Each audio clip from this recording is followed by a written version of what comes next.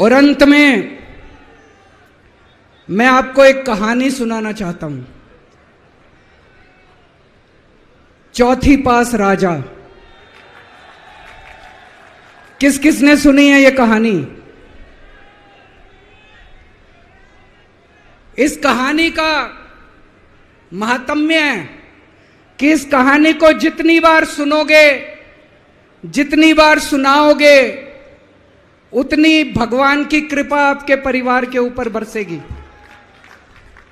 इस कहानी का जितना प्रचार प्रसार करोगे, उतना देश की तरक्की होगी, उतना समाज की तरक्की होगी। तो जिन लोगों ने कहानी सुनी है वो भी बड़े ध्यान से दोबारा सुनना, अच्छे से सुनना और इसका खूब प्रचार प्रसार करना। यह कहानी एक राजा की है, एक चौथी पास राजा की कहानी है, एक अहंकारी राजा की कहानी है, एक भ्रष्टाचारी राजा की कहानी है। आप लोगों ने राजा और रानी की कई कहानियां सुनी होंगी।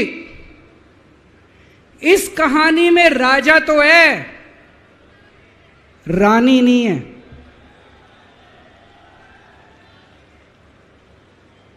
तो एक महान देश था, कई हजार साल पुराना देश।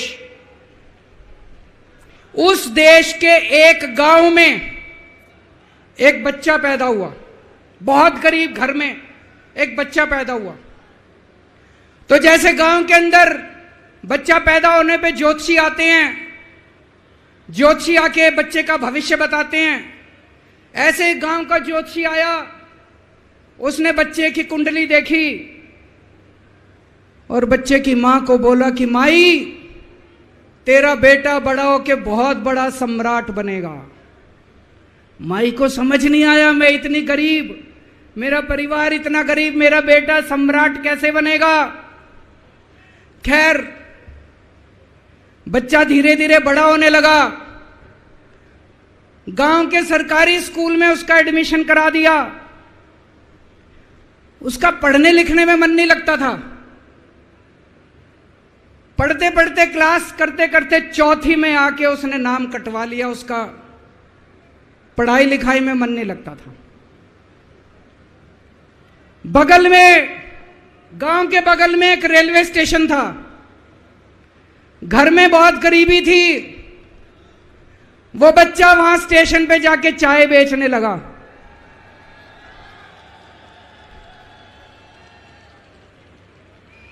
चाय बेच के अपना गुजारा करता था।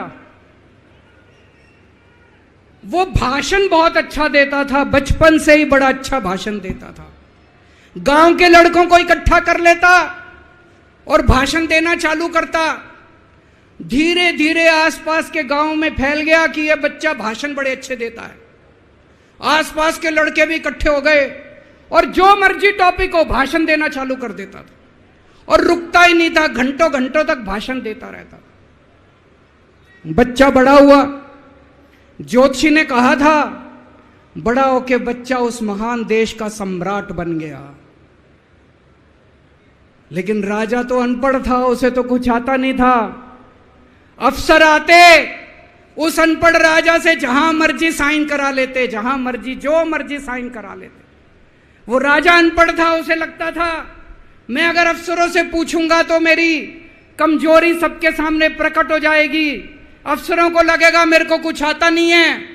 अफसर जो मर्जी लेके आते थे वहां साइन कर देता था। वो धीरे धीरे पूरे देश के अंदर फैल गया कि राजा अनपढ़ है, राजा अनपढ़ है। राजा को बड़ा बुरा लगने लगा। तो राजा ने कहीं से एक फर्जी डिग्री का जुगाड़ कर लिया। एक फर्जी डिग्री का जुगाड़ कर लिया, एमए की डिग्री का। और राजा बोला मैं एमए हूं। पर सच्चाई तो पूरे देश को पता थी, राजा तो अनपढ़ था। धीरे धीरे राजा अहंकारी भी होता गया। अहंकारी राजा और ऊपर से अनपढ़। जो मर्जी उस राजा के पास जाता और राजा से कुछ भी पास करा के ले आता। एक बार कुछ लोग गए, राजा को बोले जी नोटबंदी कर दो। नोटबंदी करने से भ्रष्टाचार खत्म हो जाएगा, आतंकवाद खत्म हो जाएगा। राजा को कुछ समझ नहीं आया, राजा की खूब चमची मारी उन्होंने। राजा ने एक दिन शाम को टीवी पे आके 8 बजे नोटबंदी कर दी। पूरे देश का बेड़ा गर्क हो गया दोस्तों। लंबी लंबी बैंकों के सामने लाइनें लग गई, कई लोग मर गए, दुकानें बंद हो गई, रोजगार बंद हो गए, बड़ी बड़ी इंडस्ट्री बंद हो गई, पूरे देश का बेड़ा गर्क हो गया। फिर एक दिन कोई आके बोला जी 2000 का नोट ले आओ। राजा 2000 का नोट ले आया। 4 साल बाद कुछ लोग आके बोले जी 2000 का नोट बंद कर दो। राजा ने 2000 का नोट बंद कर दिया। राजा को अक्ल तो थी नहीं, बेवकूफ था, अनपढ़ था। कभी 2000 का नोट चालू करता था, कभी 2000 का नोट बंद करता था। एक बार कुछ लोग आके बोले जी ये किसानों के कानून बना दो, इस कानून से किसानों का भला होगा। राजा ने कानून बना दिए। पूरे देश के किसान सड़कों पे उतर आए। 750 किसान मर गए आंदोलन में, और 1 साल के बाद राजा को वो तीनों कानून वापस लेने पड़े। एक बार उस देश के अंदर बहुत बड़ी महामारी फैल गई, चारों तरफ महामारी फैल गई, लोग मरने लगे। किसी ने आके बोला जी थाली बजवाओ तो देश ठीक हो जाएगा। तो राजा ने पूरे देश में थाली और चम्मच बजवा दिए। महामारी तो नहीं बची, महामारी तो फैली रही। किसी ने आके कहा जी डॉक्टरों की जरूरत पड़ेगी, दवाइयों की जरूरत पड़ेगी, इंजेक्शन की जरूरत पड़ेगी, तब महामारी रुकेगी। राजा अपने दोस्तों का बड़ा ख्याल रखता था। उसके दोस्त थे। एक दोस्त ने 10,000 करोड़ रुपए चोरी कर लिए, राजा ने उसको देश से भगा दिया। दूसरे दोस्त ने 20,000 करोड़ चोरी कर लिए, राजा ने उसको भी देश से भगा दिया। पर एक दोस्त ऐसा था जिससे राजा की ज्यादा ही दोस्ती थी। कौन था? उसको उन्होंने सारे एयरपोर्ट बेच दिए, सारे जहाज बेच दिए, सारे सी पोर्ट बेच दिए, उन्होंने आसमान बेच दिया, जमीन बेच दी, राजा ने खदानें बेच दी। उस दोस्त पे राजा मेहरबान था। राजा का एक और दोस्त था। वो दोस्त इतना गंदा था कि उसने कुछ अंतर्राष्ट्रीय खिलाड़ी महिलाओं के साथ बदतमीजी करी, लेकिन राजा ने दोस्ती नहीं छोड़ी। मजाल जो उस दोस्त के ऊपर कोई आंच आ जाए, राजा उस दोस्त के साथ खड़ा रहा, लेकिन उसने खिलाड़ियों का सुना। राजा का एक और दोस्त था। उस दोस्त ने किसानों के ऊपर गाड़ी चढ़ा दी, रौंद दिया, कुचल दिया किसानों को। राजा ने अपनी दोस्ती नहीं छोड़ी। इस बात पे तो दाद देनी पड़ेगी कि राजा दोस्तबाज था, 1 नंबर का दोस्तबाज था।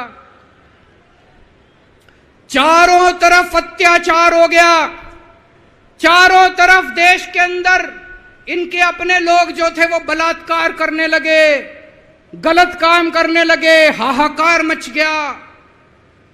जो राजा के खिलाफ बोलता, राजा उसको पकड़ के जेल में डाल देता। एक दिन एक पत्रकार ने कार्टून बना दिया राजा के खिलाफ, उस पत्रकार को उठा के जेल में डाल दिया। एक दिन एक किसी पत्रकार ने उनके खिलाफ कुछ लिख दिया, उसको पकड़ के जेल में डाल दिया। जो राजा के खिलाफ बोले उसका बेड़ा गर्क। कोई जज अगर उस राजा के खिलाफ ऑर्डर करता था, राजा उसको बख्शता नहीं था। चारों तरफ अत्याचार, महंगाई, बेरोजगारी। ऊपर आसमान में देवता ये सब देख रहे थे कि पृथ्वी के ऊपर कितना घनघोर अत्याचार हो रहा है। सारे देवता इकट्ठे हुए, देवताओं ने मीटिंग करी। सारे देवता मिलकर शिवजी महाराज जी के पास गए और कहा, महाराज कुछ करो, पृथ्वी के ऊपर अन्याय हो गया, अत्याचार हो गया, चारों तरफ बलात्कार, चारों तरफ हाहाकार मचा हुआ है, जनता परेशान हो रही है। पृथ्वी जी शिव जी महाराज जी ने अपनी तीसरी आंख खोली और दोस्तों यहां प्रचंड पृथ्वी के ऊपर अजीब अजीब घटनाएं घटने लगी। उज्जैन के अंदर महाकाल की 6 सप्तऋषियों की बड़ी बड़ी 10 फुटा भारी भारी मूर्तियां थी। एक दिन बारिश और तूफान आया और 6 की 6 मूर्तियां टूट गई। लोगों ने कहा बड़ा अपशकुन हो रहा है, बड़ा अपशकुन हो रहा है। एक दिन एक ट्रेन एक्सीडेंट हो गया, 250 से ज्यादा लोगों की मौत हो गई। लोगों ने कहा बड़ा अपशकुन हो रहा है। और एक दिन घनघोर बारिश आई, तूफान आया, ऊपर से आकाशवाणी हुई। सारे देश की जनता को भगवान ने कहा कि आप महान देश के लोग हो, क्या कर रहे हो, उठो, खड़े हो जाओ और इस अहंकारी राजा के खिलाफ सब लोग मिलकर आवाज उठाओ। भगवान आपके साथ है। और उसके बाद दोस्तों सोई हुई जनता जाग गई और 1 साल के अंदर उस अहंकारी राजा का राजपाट जनता ने उखाड़ के फेंक दिया। और उसके बाद वो महान देश दिन दूनी रात चौगुनी प्रगति करने लगा। ये कहानी बड़ी पवित्र कहानी है। इस कहानी को सुनने से और सुनाने से परिवार का, समाज का और देश का बहुत भला होता है। इसे ज्यादा से ज्यादा शेयर कीजिए, ज्यादा से ज्यादा लोगों तक पहुंचाइए ताकि ज्यादा से ज्यादा लोग इसे सुन सकें, इसे समझ सकें। अंत में आपसे एक ही विनती है